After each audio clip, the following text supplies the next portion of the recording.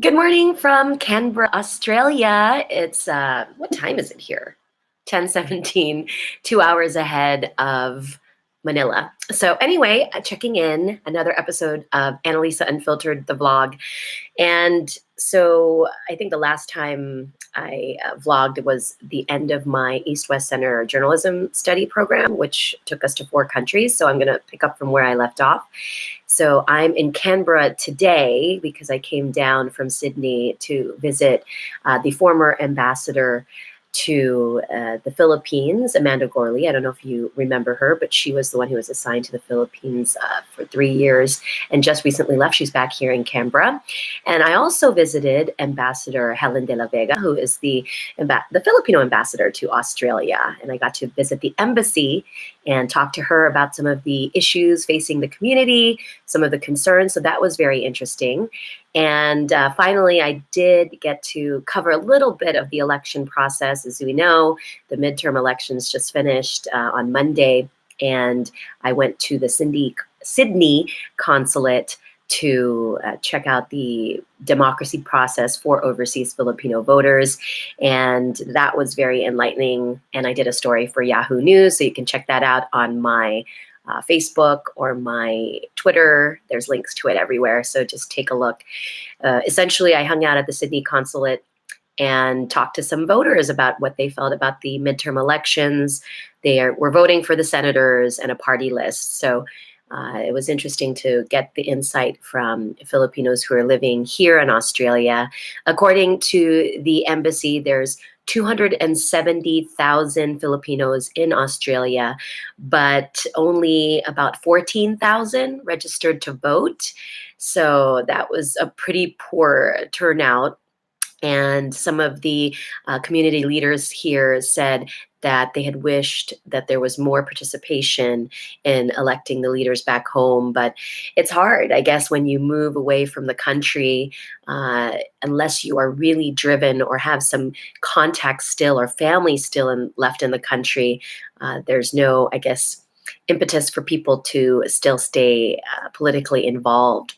And there also, I guess, among some people is a sense of frustration and not necessarily hopelessness, but just kind of just this it is frustration with the fact that despite what happens or what they try to do in terms of vote and awareness of what's happening in the Philippines, the same thing keeps happening, which is corruption, poverty, and things don't seem to be getting any better. The rich get richer and the poor get poorer. So that seems to be some of the sentiment as well.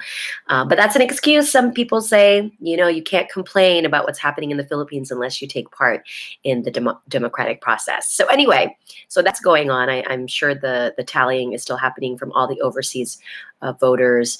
About 1.8 million Filipinos registered to vote from overseas, including seafarers.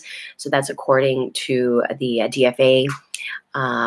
So that's interesting, just interesting to see all of the democratic processes play out.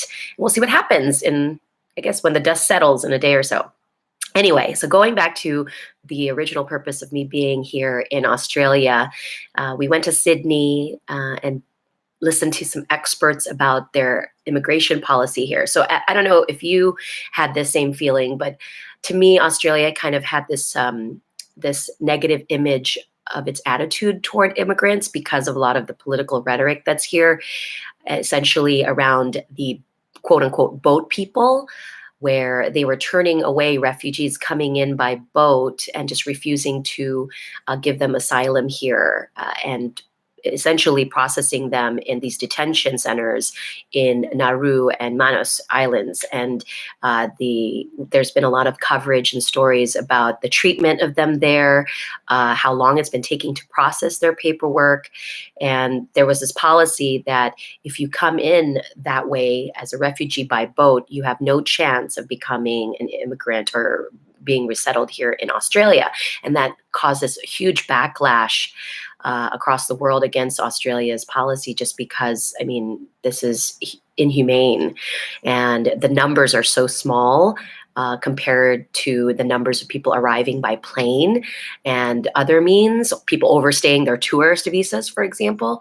So there's just kind of this frustration by Australians here about what's happening with the political rhetoric, this anti-immigrant, very racist rhetoric that we're seeing, not just here, but across the world.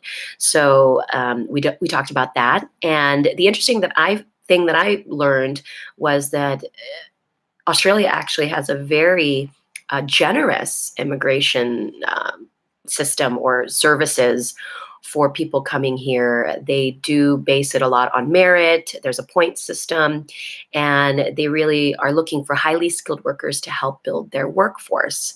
And so, yes, there is a very involved process, but that's what they pride themselves in. And once you're in, you are really taken care of. You can go to school, you have access to education, you have access to healthcare.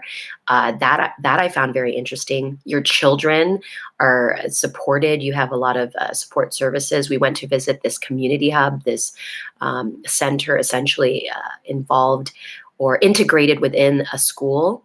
And it was nice to see that a lot of these refugees from, say, Syria or Iraq were able to have kind of this support group, a camaraderie. A lot of the women, for example, can't work. So they organize these kind of coffee meetups, essentially a mommy group for people that are just really struggling to assimilate to this new society. So and English classes. I mean, that's essential. So that was really eye-opening. And then we also met some other communities, the Hazara community. They're a persecuted immigrant or ethnic group from Afghanistan. And so we talked to them about their experiences, and the Refugee Council of Australia also, who does a lot of work here in terms of helping migrants flourish and succeed in the system here. That was interesting. So we did compare and contrast the two immigration policies of the United States and Australia, which is essentially, here they very much focus on economic migration, the potential that someone can have in terms of contributing to society. And then in the US, we also have the family chain migration that we see with Filipinos. Obviously, we petition everyone to come when we settle in the United States, we petition everyone to come and join us. And I say us because that's the situation with my family. And I think it was interesting because they don't actually do that in Australia. So you can't petition your parents, for example, because the theory is, or the idea is, your parents are of a certain age, they're older, they aren't necessarily of working age anymore, and they would be, quote unquote, taxing on the healthcare system and justice system in general. So that's interesting, the difference there. So like I said, I did visit Ambassador Helen de la Vega, who is here. She's been assigned since November, and she's really getting to know the Filipino community. She gave me great insights into some of the concerns that she's seeing on the ground. One of the things she mentioned was domestic violence. And in some cases, she has seen, Filipino women, who've been here as tourists, meet a partner here in Australia who wants to sponsor their stay or have them stay or end up marrying them. And what ends up happening is that the clash of cultures, I guess this miscommunication or misunderstanding of the difference of the two cultures, leads to domestic violence. And so she ends up seeing some women that, have suffered. And it's not necessarily in the urban centers. She said it's more in the outskirts, in the outbacks of Australia, but that's what she's seen. And she's trying to work toward maybe creating a program with the Commission on Filipinos Overseas to help educate not just Filipino women coming over here to be with their partners, but also educating their partners once they are here, once the Filipino women arrive here, meeting the Australian partners and educating them on the different cultures. And, because if they're not familiar, there can be a lot of misunderstandings. So she told me about that. And she also engaged in a little bit of food diplomacy with me, offering some homemade arroz caldo by one of her staff members. It was so delicious. I loved it. And so we did that as well. And like I said, I saw a former ambassador to the Philippines, Amanda Gorley, who now works here with the DFA. And it was good to see her as well. And she says she misses the Philippines and says hi to all of us back in the Philippines and misses her work there. So essentially that's it. A lot of insights while I was here. I head back to Manila in a couple days and then, back to work, back to the grind of covering our issues there. But so far it's been a wonderful experience meeting Filipinos overseas. Really, I'm trying to see if there's, I can cultivate this beat of Filipino expats and the issues that we face in the diaspora.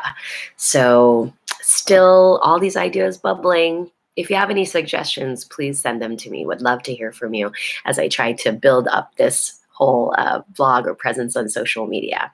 All right. So, and one more funny story. So here in Australia, obviously they drive on the left side of the road, which is not the case in the Philippines or in America.